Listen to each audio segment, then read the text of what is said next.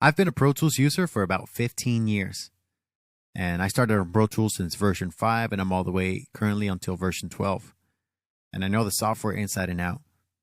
And when I came into Studio One, there were some things that were pretty confusing for me. And so hopefully I can clarify some of those things in this video.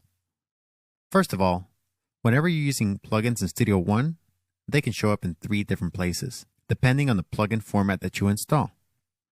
And this can be good or bad. This can also be annoying. Let me give you an example. We're going to open up our R&B demo song. We're going to go to Browse. And if I choose Flat, you're going to notice that the same plugin shows up twice, if not 3 times. And the reason for that is because plugins can be installed in VST2, VST3, and audio unit mode. And you can disable this if you want. So you can go to Preferences, Advanced, Services, and then this I'll be careful, I promise.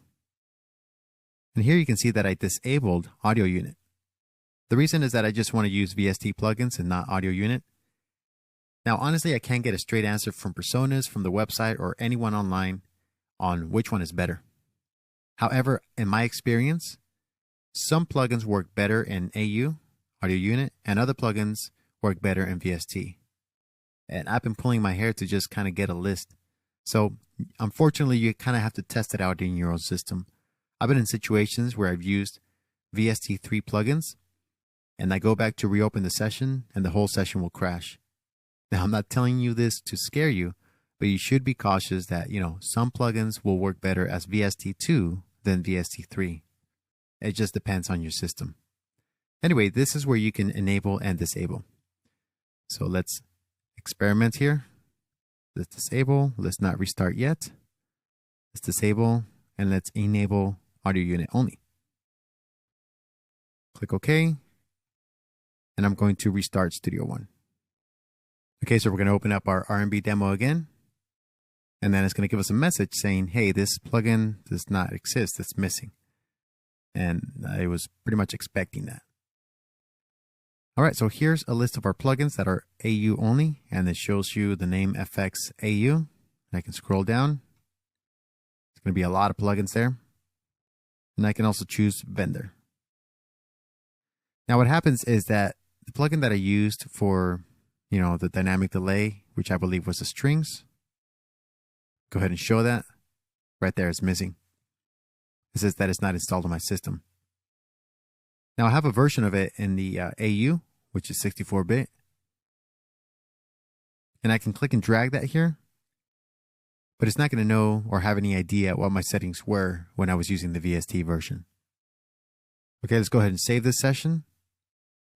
Go back to our preferences. Disable AU. And only enable VST3. Click OK, and we'll restart again. All right, so we restarted, and we're going to click R&B demo. And it's going to tell us, hey, both of these plugins are missing. The VST2 and the AU version. And as you can see here under vendor, under plugin manufacturer, Air Music Tech does not supply a VST3 plugin version for the Air Dynamic Delay. And in fact, my vendor list looks a lot smaller than it did before. And that's because some plugins are made for VST2 only. Some plugins are made for VST2 and VST3. And some plugins are made for AU, VST2, and VST3. So just follow me here. We're going to go back to Preferences.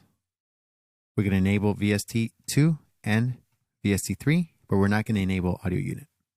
Click OK and restart one more time. Okay, so we've restarted. Let's go ahead and click on R&B demo. And it's telling us that it's missing the AU plugin. However, VST2 and VST3 are now intact. So Air Music Tech only has VST2 plugins. It's only going to show that. And the way that you know is because if it says VST under effects, that's VST 2.0. Let's look for a plugin that's VST2 and VST3. Right here, DMG Audio. There's these 2 dashes, that's VST3. And the one that's labeled VST is VST2. And you can also see that information right here. Category, go up, VST3. Cool, you can even visit the website if you want. So just so you know, you can choose to disable AU plugins, or you can choose to enable all plugin manufacturers, or you can choose to enable all plugin formats. But just to keep some kind of consistency between your sessions, I wouldn't recommend just throwing any random plugins on the session because, if the AU version crashes but not the VST, and you open up that session, it's not working, then, you're in a rut. So I highly recommend just to test out your system, be cautious about this. And if you want to disable AU, as I have, then you can do it right here under services. All right, so that's all the time that we have for this course. My name is Alex Solano again. Thank you so much for sticking around. Your time is really valuable. I really appreciate it if you give me a positive review. Leave me a 5-star review if you want. If you want to be my friend, just kidding. You can also find me online, social media, all that good stuff. I'll see you guys next time.